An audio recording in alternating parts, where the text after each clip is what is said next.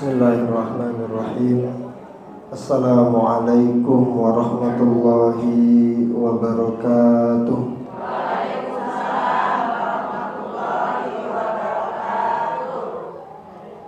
Alhamdulillahi rabbil alamin. Alhamdulillahilladzi adada khalqihi wa ridha nafsihi wa zinata arshihi wa midada kalimatihi. Bismillahilladzi la yadurru ma'asmihi syai'un fil ardi wala fis sama'i wa huwas sami'ul alim.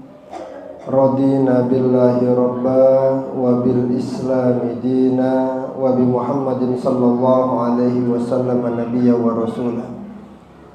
Asyhadu an la ilaha illallah al-malikul haqqul mubin wa asyhadu anna Muhammadan abduhu wa rasuluhu shadiqul wa'dil amin. Allahumma salli wa sallim ala sayyidina Muhammadin abdika wa nabiyyika wa rasulika nabiyyil ummi wa ala alihi wa sahbihi ajma'in, amma ba'du.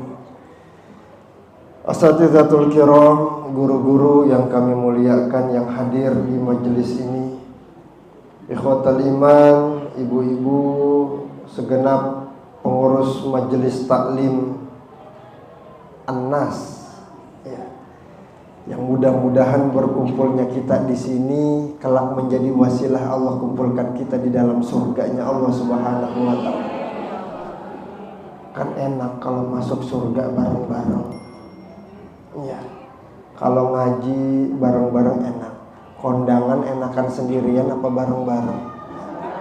Enak kondangan sendirian. Enggak enak kondangan sendirian, enakan bareng-bareng. Karenanya masuk surga pun enakan bareng-bareng. Enggak enak sendirian. Surga arduhas samawati wal ard, yang luasnya itu seluas langit bumi beserta isinya. Iseng nggak kalau sendirian? Ini surga luasnya arduhas samawati wal ard. Karenanya kalau masuk surga bareng-bareng enak. Nanti yang kumpul di sini nanti akan cariin satu dengan yang lainnya. Ibu Fatimah mana Ibu Fatimah? Kok nggak ada kumpul bareng sama kita? Oh, Ibu Fatimah kita cariin sama Allah. Ya Allah, Ibu Fatimah mana? Dulu kami ngaji bareng-bareng, selawat bareng-bareng, duduk di majelis ilmu bareng-bareng. Kok sekarang dia nggak ada di surga? Dicari. Ternyata Ibu Fatimah adanya di surga yang paling atas. Nanti Ibu Fatimah kita minta, Bu Fatimah ajak-ajak kita dong main ke surga yang paling atas. Ibu Fatimah minta nanti sama Allah. Ya Allah, itu mereka itu adalah teman-teman kami, teman-teman saya dulu waktu ngaji bareng-bareng. Tolong ya Allah tinggikan derajatnya. Nah itu ibu-ibu ngikutin Ibu Fatimah. Enaknya berteman sama orang soleh seperti itu. Kumpulnya sama orang soleh ketika kita wafat yang ngedoain orang soleh. Kumpulnya sama orang baik ketika kita sedang dalam keadaan susah yang bantuin orang baik. Tapi kalau kumpulnya sama orang yang pelit, kita lagi kesusahan, dibantuin apa enggak kira-kira? Orang pelit aja gak demen sama orang pelit. Orang pelit gak demen sama orang pelit pun, demennya sama orang baik. Ikhwatul iman yang dirahmati Allah Subhanahu wa ta'ala. Karena kita tuh ketika membaca ayat-ayat suci Al-Quran, yang kita baca adalah surga, itu kebayang. Walaupun gambarannya itu tidak sesuai dengan aslinya. Mala aina ra'at wala udhunu sami'at wala khatara fi qalbi bashar. Surga itu kan tidak pernah dilihat oleh mata. Jadi kita nggak tahu surga itu sebenarnya kayak gimana keadaannya. Yang kita baca dalam Al-Quran itu hanya sekedar gambaran-gambaran kenikmatan yang nanti akan diberikan oleh Allah untuk orang-orang yang berada di dalam surga. Tapi hakikat kebenarannya surga seperti apa, modelnya, kenikmatannya bagaimana, kita nggak ada yang tahu. Mala aina ra'at, belum pernah terlihat oleh mata bagaimana kenikmatan surga sebenarnya. Wala udhunu sami'at, dan belum pernah terdengar dengan jelas bagaimana suara-suara burung yang ada di dalam surga, suara gemercik air yang ada di dalam surga belum pernah terdengar. Wala khatara fi qalbi bashar, dan belum pernah terlintas di dalam benak pikiran manusia seperti apa gambaran surga itu. Karenanya surga itu merindukan 4 orang. Surga yang merindukan. Apa surga yang dirindukan? Jadi surga itu al-jannatu mushtaqatun ila arba'ati nafar. Surga itu merindukan 4 orang, 4 golongan yang dirindukan sama surga. Mudah-mudahan salah satunya adalah kita. Jadi setiap hari itu surga nanya sama Allah, ya Rabb, kapan dia wafat? Ya Rabb, kapan dia masuk surga? Ya Rabb, kami rindu dengan dia, kami rindu dengan dia. Kapan dia pulang? Tuh, ditungguin sama surga. Ya Rabb, kapan dia kembali? Ya Rabb, kapan dia hadir di dalam kami, di dalam surga? Ditungguin sama surga. Biasanya kalau orang baik dengan orang jahat, yang meninggal duluan yang mana? Yang diarepin meninggal duluan yang mana?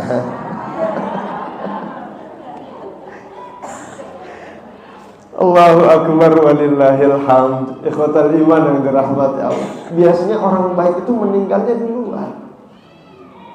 Ya Allah, padahal dia baik banget, tapi kok dia meninggal duluan? Ya Allah, padahal dia tuh orangnya luar biasa sama sosial, tapi kok dia meninggal duluan? Karena kenapa? Allah pilihin dulu. Sama halnya ikhwatal iman yang dirahmati Allah, kalau kita pengen pindah rumah. Kita lagi pindah rumah nih, barang-barang yang bagus tuh kita pisahin dulu. Kalung pisahin kalau ada. Ya kalau ada, kalau nggak ada mau misahin kalung siapa? Gelang dipisahin kalau ada. Cincin pisahin kalau ada. Anting pisahin kalau ada. Kalau nggak ada nggak usah dipisahin. Udah dipisahin tuh, yang berharga sudah dipisahin. Sertifikat pisahin kalau ada. Langsung lihat lagi kasur masih bagus nggak ya? Oh masih bagus, pisahin. Lemari nggak usah, udah jelek, biarin aja di situ, udah pada rombeng. Biarin aja lemari mah nggak usah dikeluarin, taruh aja di situ. Yang bagus-bagus dikeluarin dulu tuh. Sisanya tinggal yang jelek-jelek biarin aja di situ, ntar kasih aja tukang rongsokkan. Kan begitu. Allah pun sama. Di akhir zaman ini orang alim, para ulama, orang soleh, orang baik, orang yang dermawan, orang yang sholatnya rajin, yang puasanya rajin, orang yang lisannya dijaga, yang puasanya rajin, itu semua diambilin dulu sama Allah. Karena kenapa? Barang bagus. Barang bagus dipisahin semua. Nanti di akhirnya, di akhir zaman yang benar-benar akhirnya itu hanya tersisalah barang-barang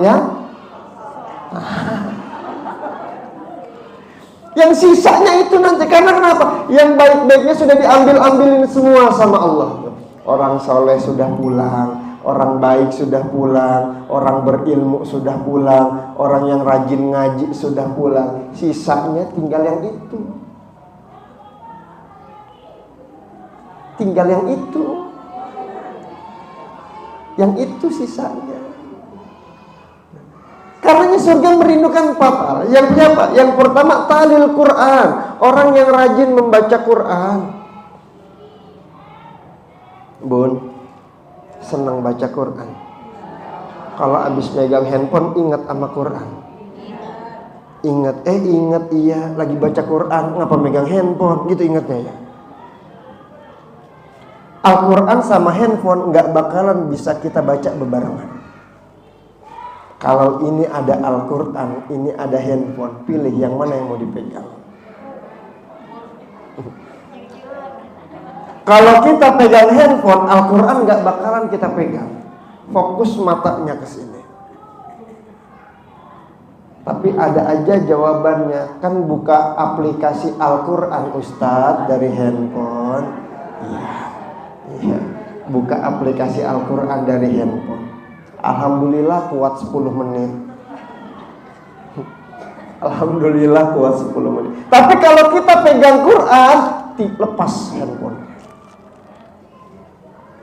Antara ketaatan dengan kezaliman itu nggak bakalan bisa jalan berbarengan. Kalau ketaatannya maju, kezalimannya akan mundur. Ini udah otomatis. Dia akan tertekan dengan ketaatan itu sendiri.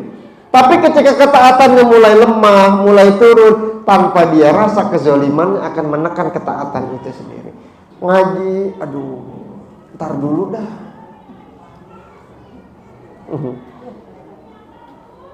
Lagi ada yang dirasa ini kaki.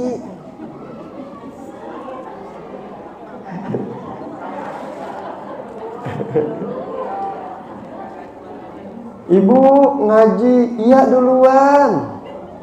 Ibu nyusul.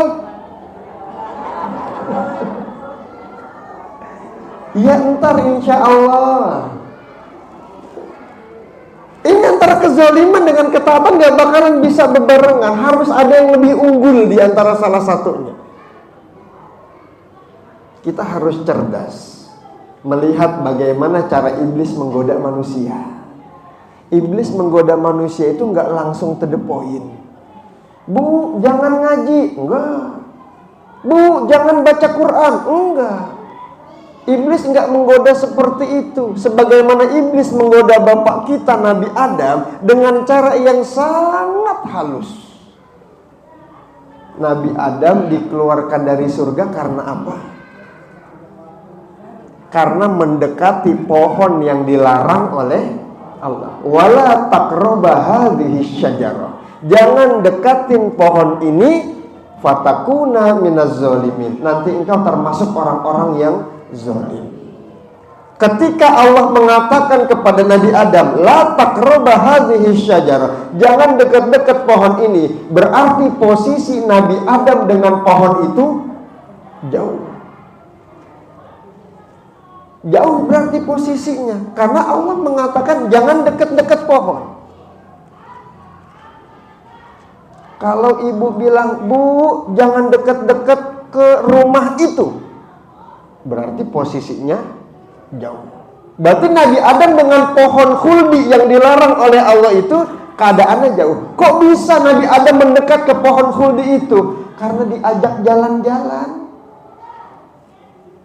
Diajak jalan-jalan sama iblis. Adam, ini ada anggur di surga, mau nggak? Oh mau. Karena kenapa? Anggur nggak dilarang sama Allah.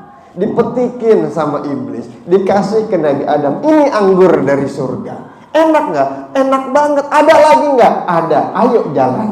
Jalan lagi. Ketemu pisang. Ada pisang nih. Mau pisang? Mau. Dimakan sama Nabi Adam. Enak nggak? Enak ternyata buah-buahan yang ada di surga ya. Sampai akhirnya saking enaknya menikmati buah-buahan, mendekatlah Nabi Adam ke pohon khuldi yang dilarang sama Allah itu. Baru sampai ke titik itu sama. Iblis nggak ngelarang kita, bu jangan baca Quran. Oh enggak. Bu, ada WA masuk tuh. Oh iya, ada WA masuk nih. Oh siapa? Ibu Anu. Ngapain? Nanya udah ngaji. Udah saya balas aja. Udah. Ini lagi ngaji. Udah bun, ini lagi ngaji. Bunda jadi datang ikut pengajian. Insya Allah jadi. Ada status siapa ini? Ibu Anu. Oh Ibu Anu lagi jalan-jalan. Ya Allah. Berapa lama main handphone tuh? Enggak kerasa. Enggak kerasa. Iblis enggak ngelarang kita baca Quran, enggak, cuma digoda dengan hal yang seperti itu. Pelan-pelan, sehingga ketika kita sudah menikmati handphone, kita sudah menikmati obrolan, kita sudah menikmati keadaan, kita lupa sedang apa kita tadi sebelumnya. Itu lupa. Itu tahlil Quran. Orang yang rajin membaca Al-Quran itu akan bercahaya wajahnya. Karena kenapa? Yang dia baca adalah nur. Yang dia baca adalah cahaya. Makanya orang yang sering membaca cahaya akan bercahaya. Akan ada bekasnya. Setiap amalan yang dikerjakan oleh manusia akan ada bekasnya. Orang sholat nggak dilihat pas dia sholat, lihatnya setelah sholatnya. Setelah sholat ngambil sendal yang bagusan apa enggak? Kalau ngambil sendal yang bagusan berarti sholatnya belum benar. Sholatnya cuma sekedar melaksanakan. Alhamdulillah masih dia sholat. Sama hal yang sedemikian juga. Orang haji atau umroh, kapan disebut haji mabrur? Pas masih di Mekah apa pas udah pulang ke Indonesia? Pas pulang ke Indonesia, apa tanda mabrurnya? Yang sebelumnya pelit jadi baik, yang sebelumnya marah-marah jadi baik, yang sebelumnya cemberut jadi senyum, yang tadinya nggak pernah ngaji jadi ngaji, yang tadinya nyalahin orang jadi introspeksi diri. Ini tanda kemabrurannya dilihat setelah dia pulang, bukan pas dia masih di sana. Kalau di sana sholat 5 waktu rajin, wajar, karena memang magnetnya mengajak kita untuk terus bergerak ke masjid. Johor jam 12, jam 11 udah berangkat. Maghrib jam 6, jam 5 udah rapi, udah ada di masjid. Maghrib sama Isya nggak pulang dia, diem-diem di masjid. Cek ketika kembali ke Indonesia.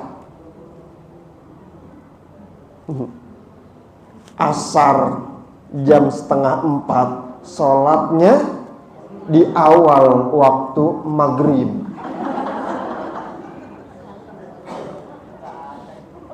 Nggak ada ya? Insya Allah di sini mah nggak ada di sini. Di sini mah mukanya kelihatan semua itu. Nggak ada yang nggak kelihatan. Kelihatan semua muka-mukanya. Ini tahlil Quran, seneng baca Al-Quran. Saat masih terbata-bata baca Al-Qurannya, nggak apa-apa. Belajar sama mahasiswi, belajar sama yang lebih muda, nggak apa-apa. Kenapa harus malu? Malu kalau kita nggak bisa, tapi kita nggak mau belajar, baru malu. Tapi kalau kita nggak bisa, tapi kita tahu diri dan kita mau belajar, nggak usah malu. Masih belajar abata, ya monggo silahkan, nggak apa-apa. Ini tahlil Quran. Semakin banyak Al-Quran yang dia baca, semakin banyak Al-Quran yang dia dengar, itu akan bekas dalam kehidupannya. Apa di antara bekasnya? Matanya semakin baik yang dilihat. Karena bekas imbas efek daripada Al-Quran yang dia baca itu. Telinganya makin dia saring. Mana yang pantas didengar, mana yang hanya pantas untuk didengar. Mana yang harus didengar, mana yang hanya pantas didengar. Itu. Karena apa? Karena efek daripada bacaan Al-Quran yang dia baca. Lisannya, karena rajinnya baca Al-Quran, qaulan layyina, ngomongnya lembut. Qaulan baligha, ngomongnya bijaksana. Qaulan karima, ngomongannya mulia, kalimatnya baik, sopan, santun, nggak pernah nyinggung orang, nggak pernah nyindir orang.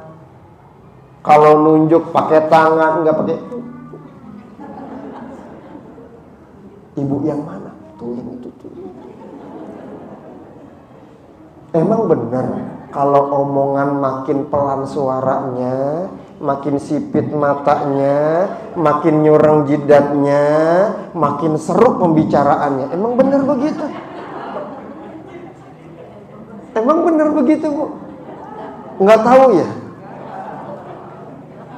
Nggak, alhamdulillah kalau nggak tahu. Berarti belum pernah ngelihat yang modelannya kayak begitu.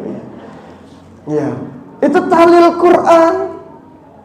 Sama halnya ketika kita berjalan di atas gurun pasir. Kita hanya fokus berjalan ke depan, tapi orang yang di belakang akan mengikuti kemana langkah kita. Itulah efek kenapa anak itu mengikuti orang tuanya. Tahlil Quran, baca Al-Quran. Kalau orang tuanya rajin baca Al-Quran, anaknya pun akan ikut baca Quran. Nggak usah capek-capek ngomelin, cukup kita diem, buka Quran, kita baca. Anak pasti nyamperin, mama baca apa, mah? Tapi kalau kita lagi pegang handphone, pertanyaan anak lain, mama main apa, mah? Lain pertanyaannya. Tuh. Itu tahlil Quran, rajin baca Al-Quran. Setiap hurufnya 10 kebaikan. Wala aqulu alif lam mim harfun, walakin alif harfun, lamun harfun, wa mimun harfun. Alif lam mim dalam satu ayat bukan satu huruf, tapi alif satu huruf, lam satu huruf, mim satu huruf. Kita baru baca alif lam mim saja sudah 3 kebaikan. Sudah 3 huruf yang kita baca. Kali 10 sudah 30 kebaikan. Ini yang pertama. Surga akan merindukan orang-orang yang membaca Al-Quran. Iqra'ul Quran, fa innahu ya'ti yaumal qiyamah syafi'an li ashabi. Bacalah Al-Quran, sesungguhnya Al-Quran itu akan datang menjadi penolong bagi orang yang senang membacanya. Jangankan ngajinya, baru timbang ngebacanya aja sudah dapat kebaikan yang banyak. Itu baru ngebacanya aja, apalagi ngajinya, apalagi ngamalinnya, apalagi menghafalnya. Karena bersyukur kita sama Allah. Tahlil Quran. Yang kedua yang dirindukan oleh surga, hafizil lisan, orang yang menjaga lisannya. Ini yang rawan banget. Jangan pernah kita merasa kita ini terbebas dari omongan orang. Enggak.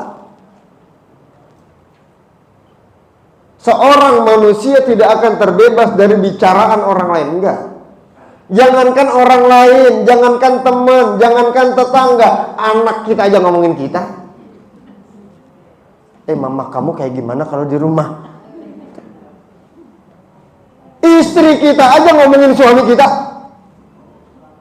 Suami kita ngomongin istri kita. Makanya jangan jauh-jauh ke teman-teman, ke sahabat, ke orang yang ada di sekitar. Orang terdekat kita aja masih senang ngomongin kita. Ini al-muslim man salimal muslimun min lisanihi wa yadihi. Orang itu bisa dikatakan penyelamat, bisa dikatakan dia orang Islam, bisa dikatakan dia muslim kalau orang yang ada di sekitarnya itu selamat dari tangannya dan selamat dari lisannya. Baru dia dikatakan muslim. Baru dia bisa dikatakan selamat. Inilah yang menyebabkan orang itu selamat di dunia dan selamat di akhirat. Karena kenapa? Karena orang di sekitarnya selamat dari lisannya. Kan ini yang bahaya lisan. Bun, kalau semisalkan lagi kondangan, ketemu orang pakai kerudung warna kuning, pakai baju warna merah, roknya warna hijau, pakai haknya yang 15 cm. Korban nggak tuh? Korban nggak? Korban apa? Korban. Jadi korban kita itu. Bu, lihat deh. Tuh.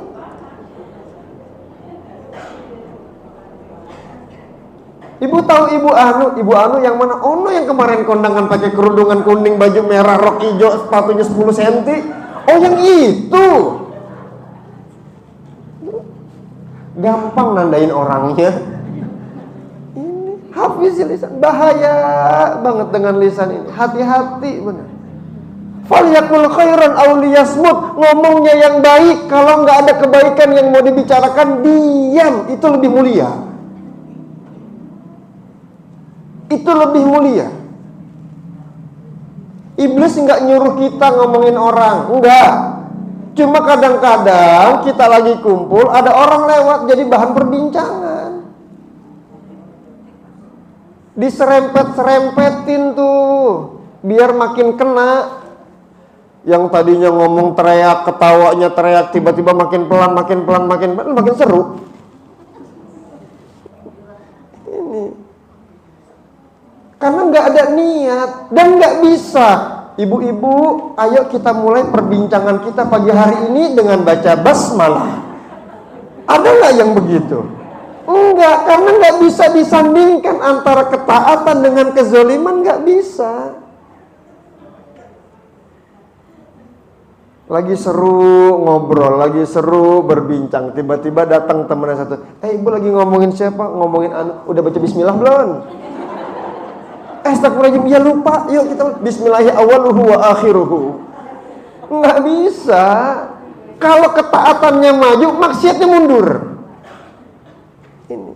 Ini bahaya lisan, bahaya banget. Tapi Allah akan senang dengan orang yang lisannya basah karena banyak zikir kepada Allah. Allah senang banget itu. Sambil jalan sambil istighfar, sambil jalan sambil tasbih subhanallah walhamdulillah wala ilaha illallah wallahu akbar, sambil jalan itu terus yang dibaca.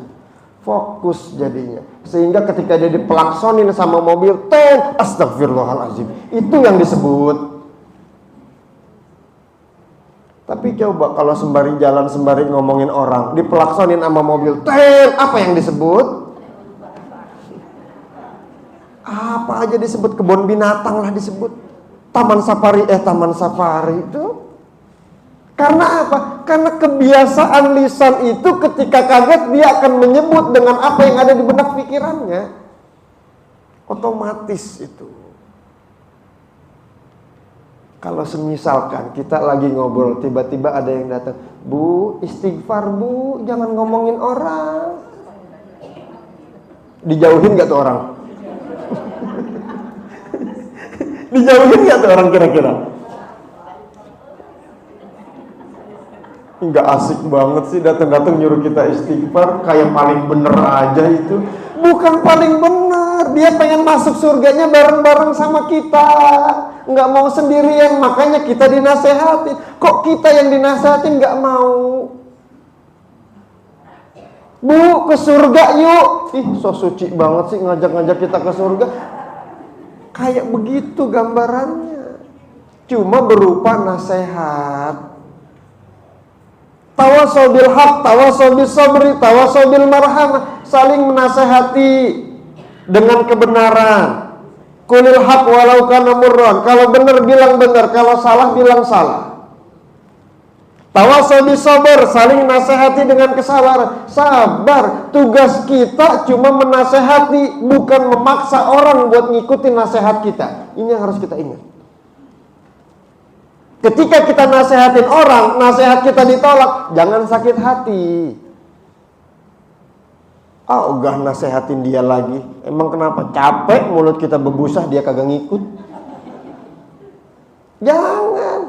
Kita cuma penyampai. Innama ana basyirun wa nadhir. Saat kita sini semua hanya penyampai kebaikan dan hanya penyampai peringatan. Mau ikut? Ayo. Enggak ikut? Ya sudah. Yang penting apa yang baik sudah disampaikan. Tujuannya itu. Jangan sakit hati. Lihat Rasul. Rasul dakwah hanya 23 tahun yang secara terang-terangan.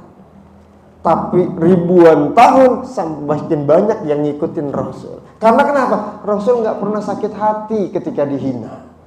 Rasul nggak pernah sakit hati ketika dicaci maki. Rasul pengen hijrah ke Taif. Sampai di Taif, bukan sambutan yang diterima sama Rasul, malah sambitan yang diterima sama Rasul. Bahkan malaikat penjaga bukit yang ada di Taif ngadu sama Rasul. Rasul, angkat tangan. Ya Muhammad, irfa yadaik wad'allah. Minta kepada Allah. Angkat tanganmu. Minta sama Allah agar Allah mengizinkan aku untuk menghimpit orang-orang yang menyakitimu. Tapi kata Rasul apa? Jangan, akan lahir dari keturunan-keturunan mereka orang-orang yang mengikuti ajaranku nanti. Masih husnuzon, masih baik sangka. Kalau kita melihat keburukan dilakukan sama orang, cari 70 alasan untuk kita berbaik sangka dengan dia. Ya kan ada orang lewat, kita panggil, Bu, kok kagak nengok ya? Cari 70 alasan untuk kita tidak seuzon dengan dia. Oh mungkin dia nggak dengar. Oh mungkin dia pakai AirPod di kupingnya, cuma ketutupan sama kerudung. Oh mungkin dia lagi buru-buru. Cari 70 alasan. Kalau sebanyak 70 alasan nggak ada alasan untuk kita berbaik sangka dengan dia, mungkin ada alasan yang kita nggak ketahui sehingga kita tetap harus berbaik sangka dengan dia. Ini baik sangka, husnuzon. Karena kita nggak tahu kebaikan yang sebenarnya itu apa. Karena kita nggak tahu yang sebenarnya terjadi itu apa. Kita hanya menilai sesuai dengan persepsi pandangan kita.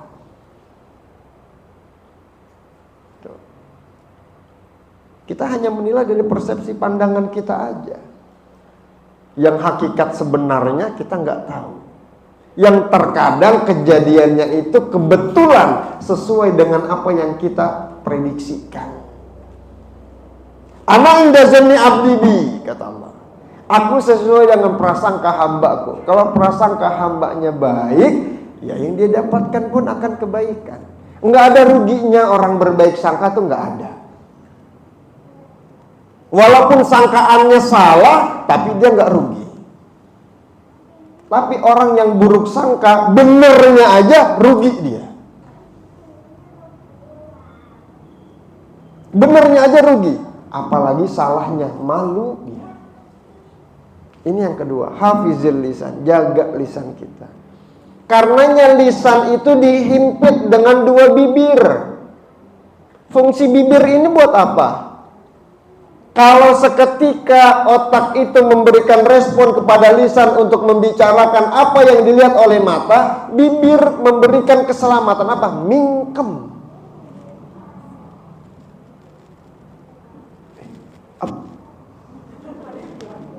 Nggak jadi itu mau ngomongin orang tuh. Nggak jadi itu, karena mingkem. Ini fungsinya bibir, agar memberikan keselamatan. Udah. Fungsinya itu ada nilai-nilai kebaikan di balik apa yang Allah ciptakan. Wa fi anfusikum afala tubsirun. Dan di dalam diri kita ini ada tanda-tanda kebesaran Allah, ada tanda-tanda penjagaan Allah, ada tanda-tanda kekuasaan Allah agar kita selamat dunia dan akhirat.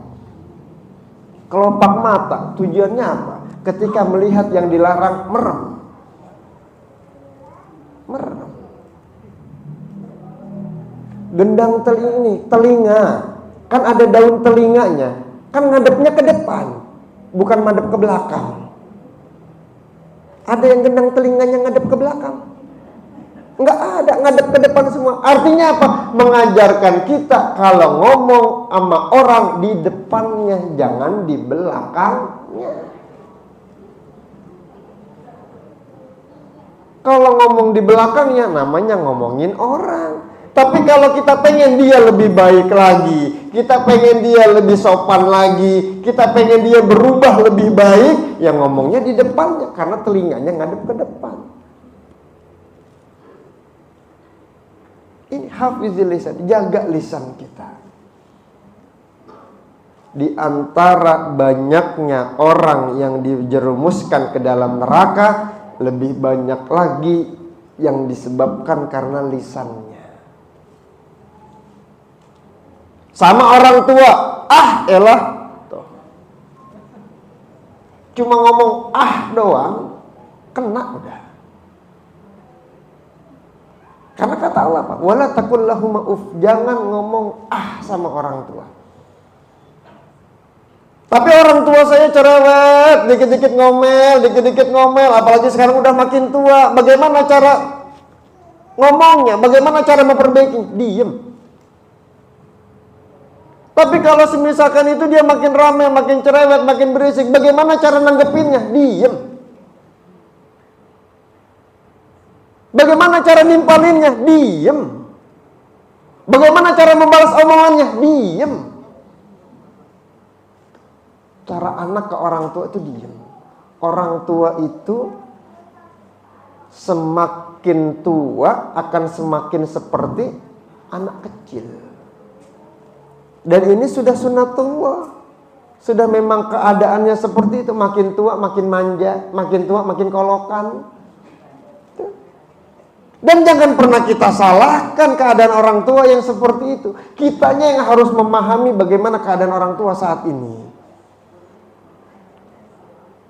Hafizil lisan.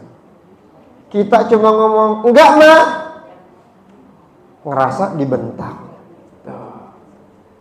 Turunin dikit berarti nadanya, enggak mak. Beda, akan beda. Orang tua tuh semakin berumur akan semakin berasa, makin perasa hatinya. Karenanya lisan kita hati-hati banget kalau ngomong sama orang tua. Nah, tolong ambilin air. Lu.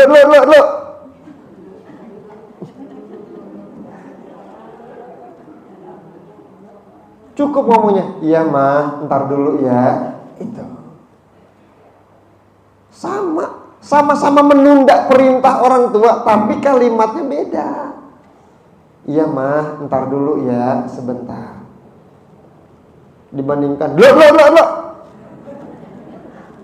Sabar nggak Pak? Gitu. Tenang. Kita lebih tenang.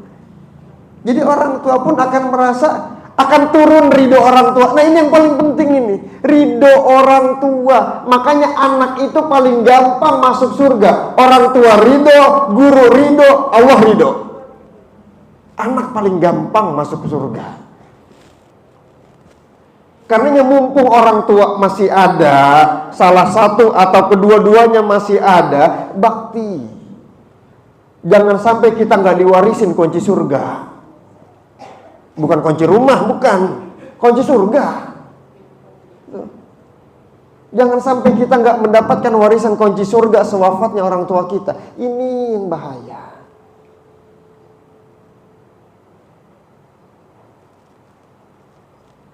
Ini yang bahaya. Biasakan kemanapun kita berangkat, datang orang tua. Orang tua jauh telepon. Mah mau berangkat ngaji. Di mana? Di Pamulang MA. Iya. Doain ya. Iya. Ridho ya mah. Ridho. Berangkat. Tenang hatinya. Mah mau berangkat kemana? Umroh. Mama mau ikut. Mau kalau diberangkatin mah. Nanti ya berangkatnya. Biar nabung dulu. Iya. Ridoin ya mah. Iya. Mama ridho. Tenang hatinya. Lega rasanya tuh. Seneng banget. Walaupun mama ngucap begitu. Mama ridho. Aduh rasanya tuh hati. Kayak gimana gitu. Tenang banget ada di situ tuh. Mama ridho. Udah tenang di situ. Karena ya jaga lisan kita, jangan sampai kita mengucap seperti itu. Ngalah aja sama orang tua, mengalah. Karena kenapa? Orang tua waktu kita kecil pun banyak ngalahnya. Kita bangun, orang tua baru merem, bangun apa kagak? Bangun. Baru habis cuci tangan, mau makan, giliran nyuap. Dia buang air, lanjut makan. Ntar dulu ya, makan dulu ya. Apa cuciin dulu? Cuciin dulu. Diangkat dulu, ditaruh dulu itu suapan nasi ikan usam, sambal sama sayur asem, ditaruh dulu tuh, udah digini-giniin tuh, taruh dulu, cebokin dulu. Itu orang tua ke kita. Karenanya doanya Robbighfirli wali walidayya warhamhuma kama robbayani ini. Ya Allah, sayangi kedua orang tua kami sebagaimana mereka menyayangi kami di waktu kecil.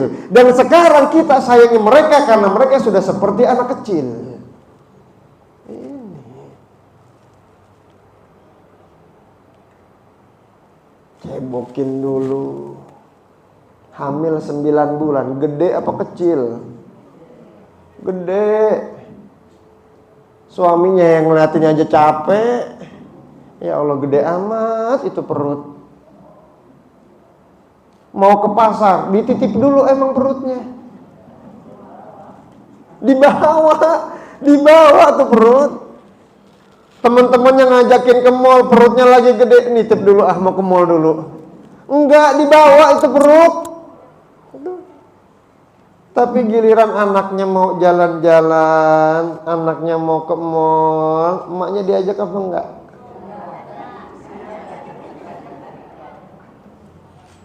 Sesekali, mah ikut yuk, kemana? Ke pasar. Ajak ke pasar namanya. Neng mau kemana? Mau ke mall. Kok mama nggak diajak? Kan tadi udah ke pasar. Allahu Akbar walillahil hamd. Ikhwatal iman yang dirahmati. Ini dua yang dirindukan surga. Hafizil lisan, orang yang menjaga lisan. Karena kita jaga lisan kita. Yang ketiga, wa it'amul ji'an. Senengnya ngasih makan orang. It'amul ji'an. Ngasih makan orang itu enggak harus orang itu sampai kenyang, enggak. Kita mampunya 3 butir kurma, ya kasih 3 butir kurma. Enggak harus banyak ngasih makan orang itu, enggak. Semampunya kita. Kita mampunya bikin 10 porsi untuk Jumat berkah, ya bikin 10 porsi. Mampunya 3 porsi, ya bikin 3 porsi. Enggak harus banyak. It'amul ji'an. Karena memberi makan itu enggak mudah. Memberi makan orang itu enggak mudah. Ada 3 kue. Yang ini kita suka, yang ini enggak terlalu suka, yang ini kita enggak suka. Ada orang datang minta makanan, yang mana yang kita kasih? Ini kue bolu, ini kue lapis, ini kue cincin.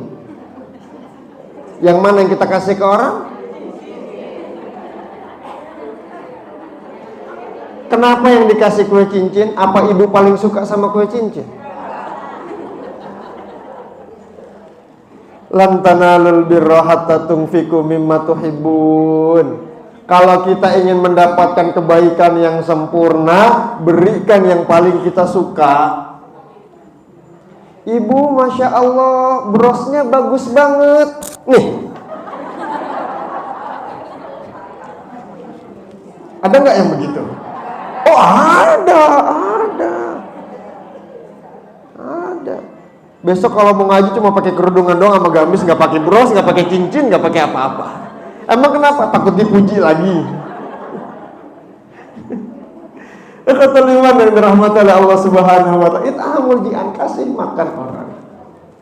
Ketika kita jadi orang yang memberi makan, kasih yang terbaik. Kalau ibu punya kue bolu 1 loyang di rumah, dipotong, dimakan. Sisanya setengah lagi, taruh kulkas apa bagi ke tetangga.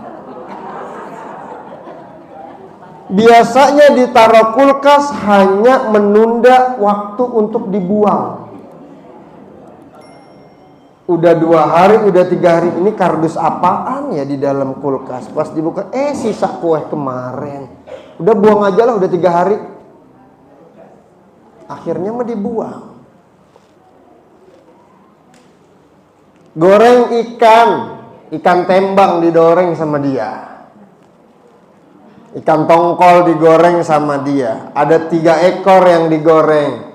Dia makan 2, lakinya satu, dianya satu, sisanya satu, dengan niatan buat ntar siang makan lagi.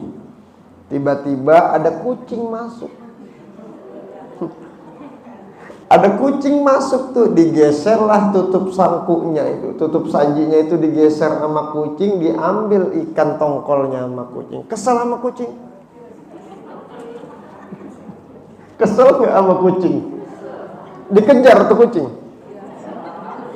Ketika tuh kucing kita kejar, dilepehin sama tuh kucing, diambil lagi nggak tuh ikan? Diambil nggak tuh ikan?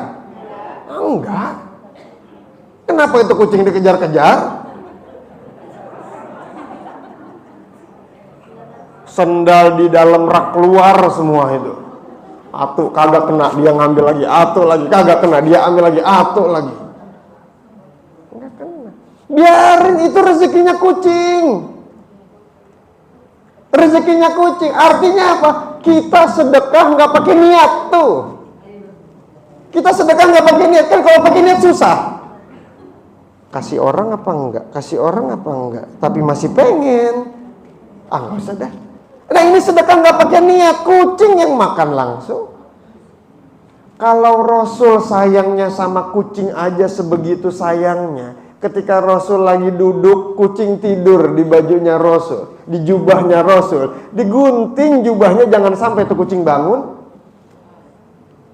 Ngapa kita kucing lagi tidur malah dikagetin? Digebrak tuh kucing biar pada lompat. Allah Karim.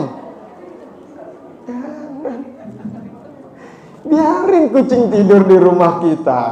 Kalau ada kotorannya ya tinggal dibersihin, buang, beres sudah.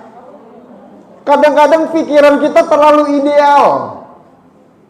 Jangan sampai rumah bau, jangan sampai ada kotoran kucing. Ya kotoran kucing ada, tinggal dibersihin, beres sudah. Simpel hidup itu, bahagia itu simpel. Kadang-kadang hawa nafsu yang bikin ribet. Kesempurnaan, pengen sempurna ini yang bikin ribet. Padahal kita sudah tahu kita nggak bakalan sempurna. It'amul ji'an. Jadi berikan yang terbaik kalau kita ingin memberi. Ketika kita yang diberi, jangan perhitungan. Tetangga masak sayur sop semisalkan. Kan kata Rasul, kalau masak sayur perbanyak kuahnya. Bener, kuahnya seember, dagingnya cuma 3 pentil. Ya masak deh tuh, sepanci masak sop, daging seadanya. Daging korban kemarin masih ada 10 potong, dipotong-potong lagi sama dia kecil-kecil, dimasukin bikin sayur sop. Dia bagi-bagi sama tetangga. Kita yang nerima semisalkan, kita terima. Bu, ini ada sop, alhamdulillah, terima kasih bu sopnya. Bawa masuk ke dalam, jangan dicariin mana dagingnya, ini sop. Jangan, karena kenapa? Posisi kita sebagai penerima. Posisi kita sebagai penerima, bukan pemberi. Kalau pemberi, berikan yang terbaik. Kalau kita penerima, terima apapun yang diberikan sama orang. Jangan dicariin mana dagingnya. Daging cuma atu, sisanya disuwir-suwir, kolnya juga cuma selembar. Jangan, udah cukup, terima, alhamdulillah katakan. Makan, jangan dibuang. Itu pemberian orang. Apalagi dicariin pas orangnya masih ada. Bu, ini sayur sop. Iya, makasih. Ntar saya ngambil sendok dulu ya. Bu, mana dagingnya ini bu? Jangan, dijaga. Jaga hati seseorang itu. Jangan sampai sedekah kita itu rusak karena lisan. Jangan sampai sedekah kita rusak karena perhitungan.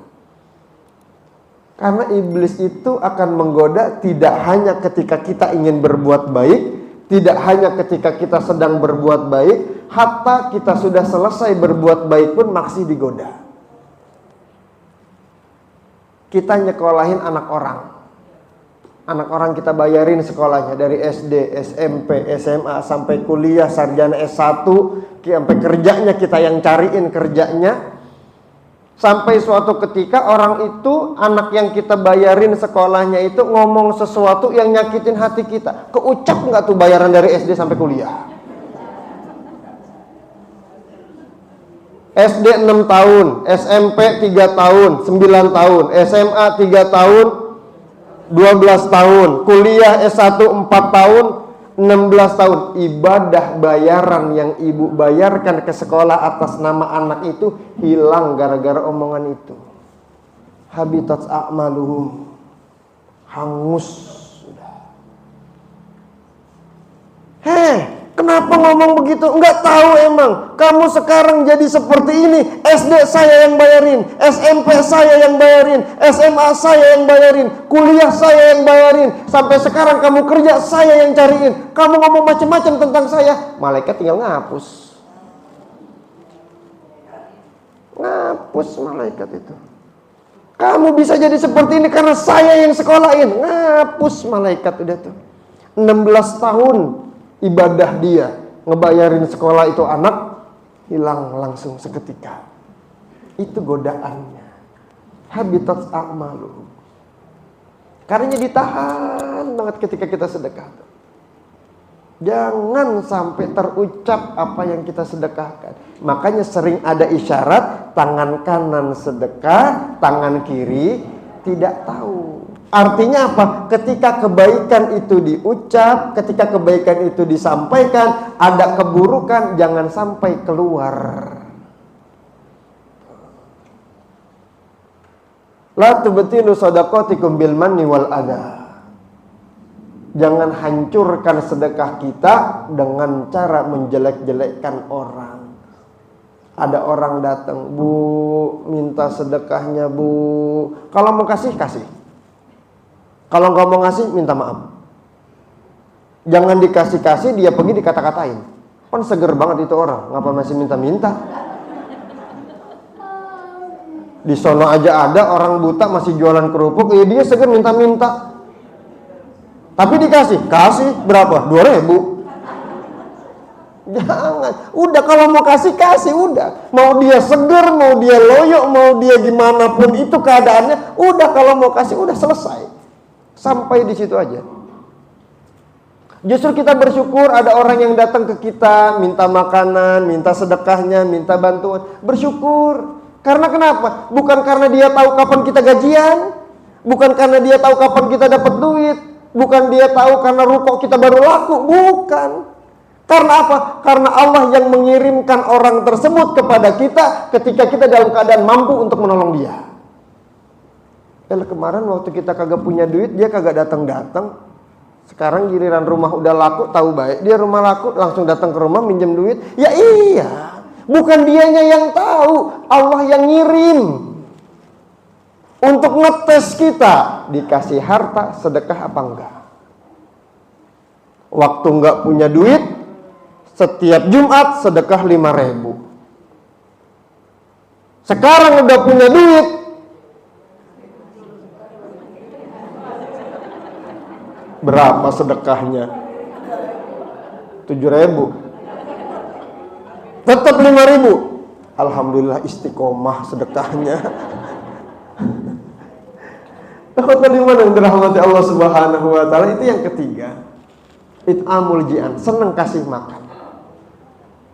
Jangan khawatir, nggak ada kerugian ketika kita memberi orang lain, itu nggak ada kerugian. Justru yang akan ada adalah keuntungan dan terus keuntungan. Nggak ada ceritanya orang jatuh miskin karena banyak-banyak sedekah, nggak ada. Justru sedekah itu akan memancing rezeki itu diperbanyak sama Allah. Yakin gitu.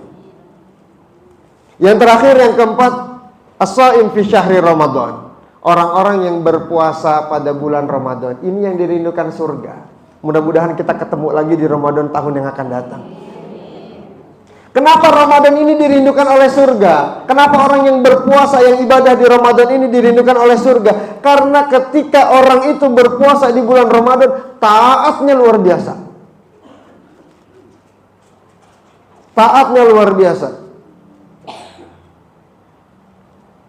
Habis taraweh tidur jam 11. 12, 1, 2, jam 3, 4 jam dia tidur, udah bangun lagi, langsung masak buat sahur. Habis sahur, langsung dia tahajud, langsung sahur, bersiap-siap sholat subuh.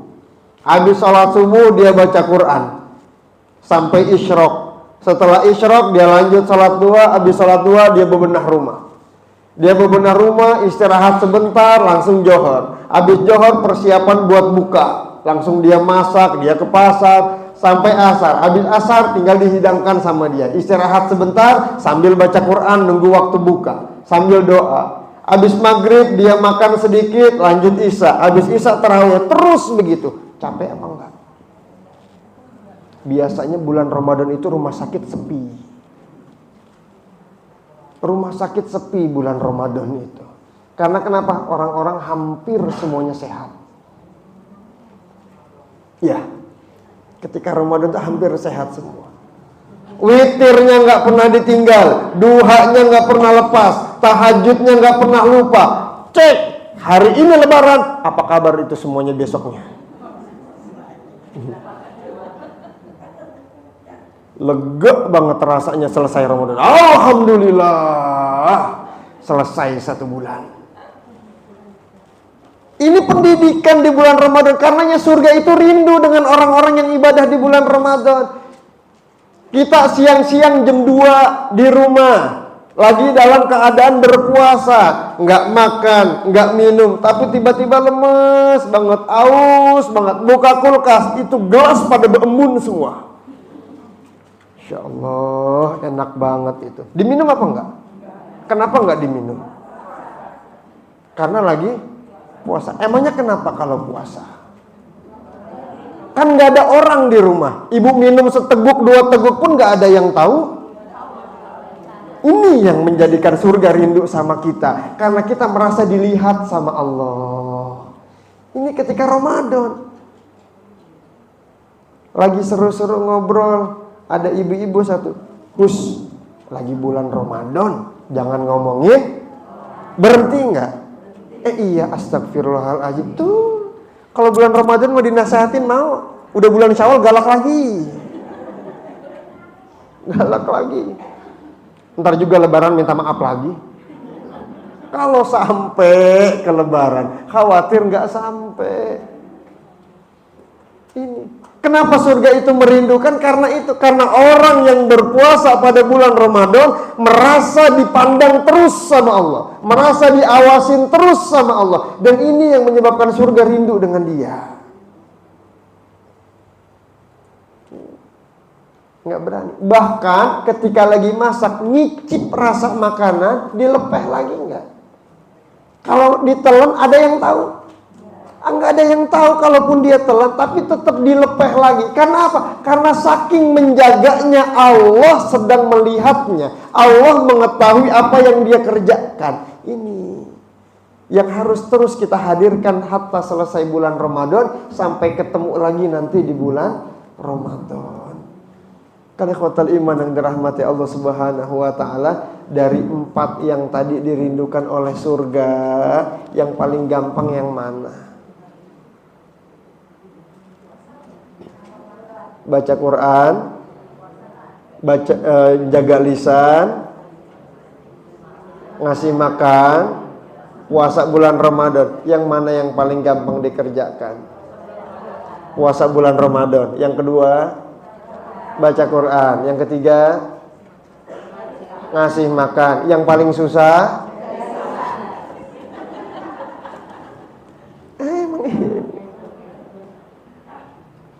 tapi jaga lisan disusun oleh Rasulullah setelah talil Quran. Orang yang banyak baca Al-Quran akan kurang ngomongin orangnya. Kurang baca Qurannya, nambah ngomongin orangnya. Ini. Dan akhwatul iman ibu-ibu yang dirahmati Allah Subhanahu wa taala, demikian yang disampaikan. Mudah-mudahan bermanfaat. Mohon maaf kalau ada salah, banyak kurang, banyak salahnya, banyak khilafnya. Mohon dibukakan pintu maaf yang sebesar-besarnya. Aku qouli hadza astaghfirullah li wa lakum. Subhanakallahumma wa bihamdika asyhadu an la ilaha illa anta astaghfiruka wa atubu ilaik. Assalamualaikum warahmatullahi wabarakatuh.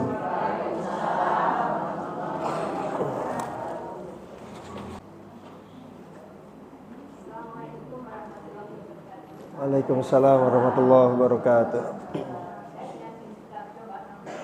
Iya benar. Alhamdulillah kita hari ini belajar banyak, salah satunya tentang Al-Quran. Iya.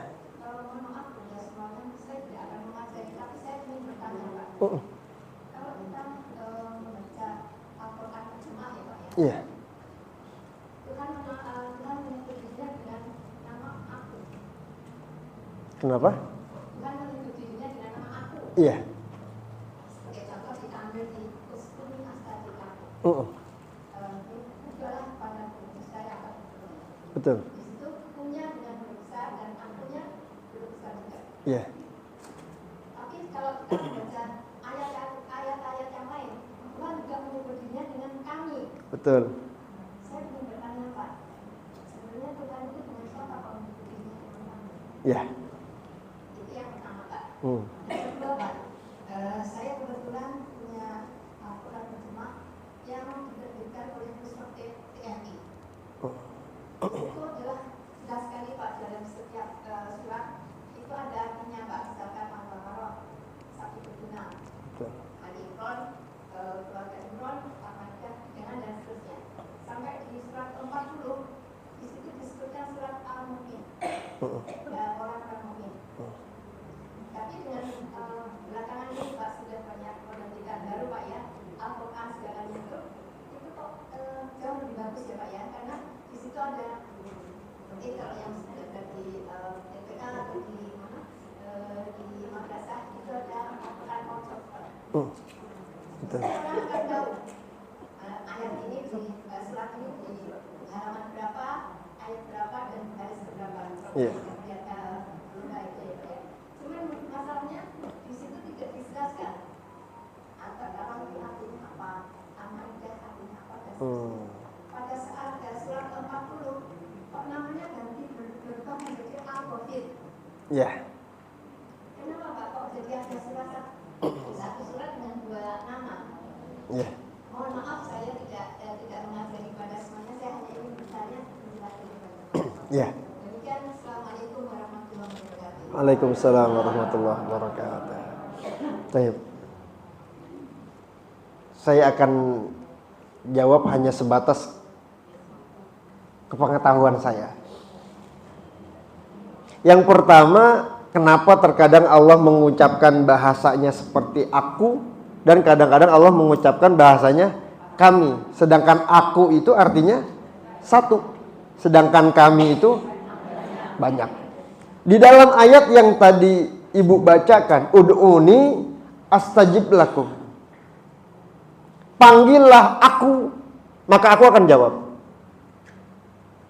Kalau misalkan saya panggil Ibu Fatimah, yang ngejawab semuanya apa Ibu Fatimah doang?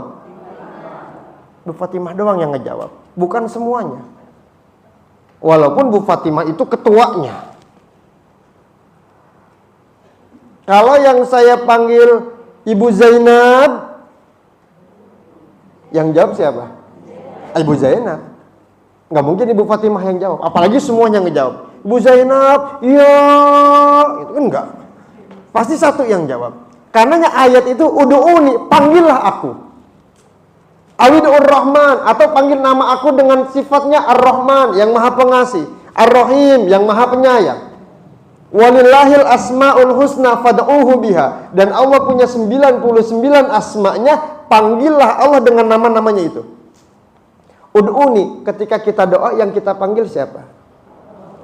Allah.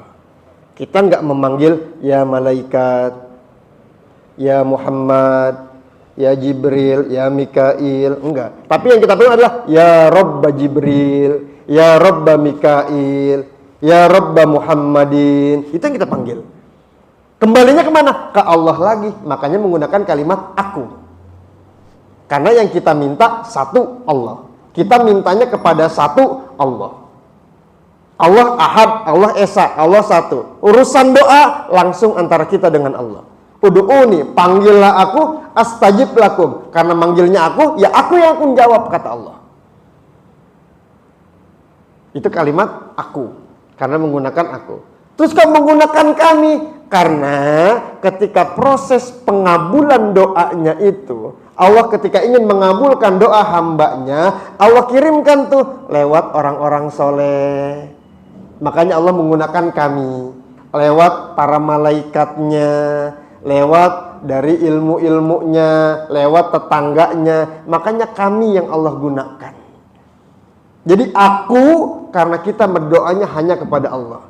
Sedangkan kami, karena Allah memberikan jawabannya melalui tangan-tangan makhluknya. Contoh seperti ini. Masalah rezeki. Nahnu narzukukum. Kami yang memberikan rezeki kepada kalian. Kenapa kita bisa makan ikan? Apa Allah yang langsung ngasih? Lewat nelayan yang ngambil ikan, dijual ke pasar, kita yang datang ke pasar. Jadi kita bisa makan ikan karena nahnu narzukukum, kami yang memberikan rezeki, di antaranya lewat pedagangnya, lewat nelayannya, lewat yang ngejagain ikannya, lewat peternakan ikan itu. Dari situ. Jadi itu bedanya antara aku dengan kami. Kemudian masalah surat, nama-nama surat, ada Ghafir, ada Mukmin. Kenapa ada Ghafir, kenapa ada Mukmin? Surat yang keberapa pun itu 40 ya. Di dalam Al-Quran surat yang ke-40. Nah, penamaan di dalam Al-Quran pun itu semua tertulis di dalam, kalau di pelajaran itu, apa nama pelajarannya itu ya? Tentang penamaan Al-Quran itu. Itu ada pelajaran. Nah, ini kenapa Ghafir? Ghafir itu artinya yang maha pengampun. Itu Ghafir. Sedangkan Al-Mu'min artinya adalah orang-orang yang beriman. Kenapa ada Ghafir? Kenapa ada Mukmin? Penamaannya itu dari mana? Karena isi daripada surat-surat itu. Kenapa dikatakan mukmin? Karena di dalamnya ada penjelasan tentang bagaimana orang-orang yang beriman. Kenapa Ghafir? Karena cerita di dalamnya ada terdapat tentang orang-orang yang dulunya maksiat seperti apa, kemudian dia beriman dan diampuni sama Allah dan dirahmati oleh Allah. Jadi penamaannya itu sudah ada semua. Saya lupa nama pelajarannya apa itu. Tentang penamaan Al-Quran. Ada di hadis pun sama penamaannya seperti itu. Wallahu a'lam bishawab. Namanya dua. Ada biasanya ada tanda garis miringnya, Ghafir atau Mukmin. Ada dua. Kalau memang di Mushaf Madinah biasanya Ghafir. Di Mushaf Madinah. Kemudian di dalam cetakan-cetakan Indonesia ada Al-Mu'min, ada juga Ghafir. Itu. Wallahu a'lam bishawab. Ya.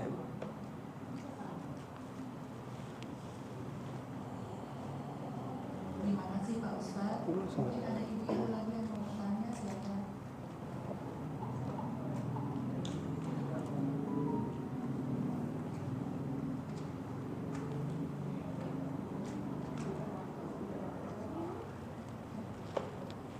Sepertinya sudah paham sekali Pak Ustaz. Alhamdulillah.